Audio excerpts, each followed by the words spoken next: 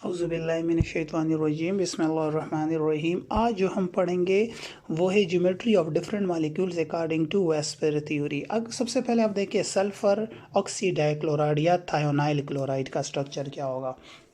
अगर आप सल्फ़र को देखें तो इसके सेंट्रल एटम है, इसके वैलेंस शेल में 1 2 3 4 5 6 इलेक्ट्रॉन्स होते हैं। अब एक क्लोरीन इधर से, एक क्लोरीन इधर से और कार यहाँ पे oxygen with A double bonded carbon. लेकिन यहाँ पे लॉन पेयर है तो इसका स्ट्रक्चर लाइक अमोनिया होगा। बॉन्ड एंगल तकरीबन 107.4 और ये चेन में 5 होगा। क्योंकि ये डबल बॉन्ड है सो ये रिपेल करेंगे तो ये एंगल थोड़ा ज़्यादा हो जाएगा ऑक्सीजन और क्लोरीन वाला थोड़ा कम हो जाएगा। सो यहाँ पे इलेक्ट्रॉन पेयर 4 है, लॉन पेयर 1 है, बॉन्ड पेयर 3 है। So trigonal pyramidal is the geometry of SOCl2।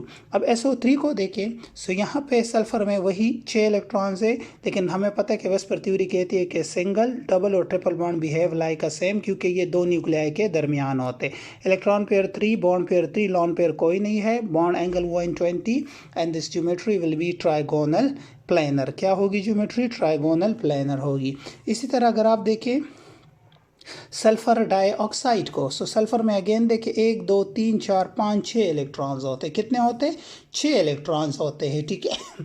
सो इसकी ज्योमेट्री जो होगी, एक लॉन पेयर है और 2 बॉन्ड पेयर है। सो इलेक्ट्रॉन पेयर 3, बॉन्ड पेयर 2, एक लॉन पेयर। सो इसकी बॉन्ड एंगल लेस देन 120 तकरीबन 118 या 119 डिग्री होंगे।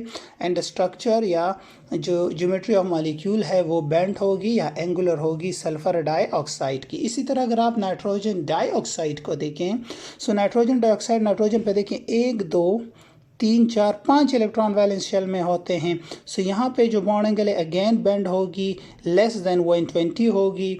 यहाँ पे भी बॉन्ड एंगल लेस देन 120 होगा, तकरीबन 117 118 119 के रेंज में होगा। स्ट्रक्चर विल बी एंगुलर या बेंट, ठीक है।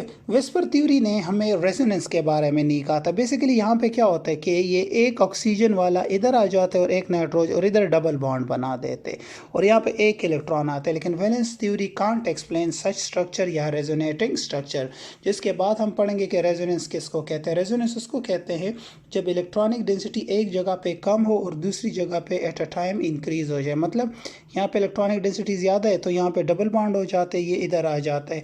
सो वो फिनोमेना जिसमें इलेक्ट्रॉनिक डेंसिटी एक जगह पे कम या एक दूसरी जगह पे ज़्यादा होती हो, या वो फिनोमेना जिसमें एक मॉलिक्यूल के एक से ज़्यादा लेवल स्ट्रक्चर पॉसिबल होते हैं, तो उनको भी हम जनरली रेजोनेंस कहते हैं। और रेजोनेंस का फिनोमेना सबसे पहले जो प्रपोज किया था वो हैसेनबर्ग ने था, ठीक है। और इसको फर्दर फिर इस पे काम किया था वो पालिंग ने था, और पालिंग ने इसको फिर मेसोमेरिज्म भी कहा था। क्या कहा था? मेसोमेरिज्म।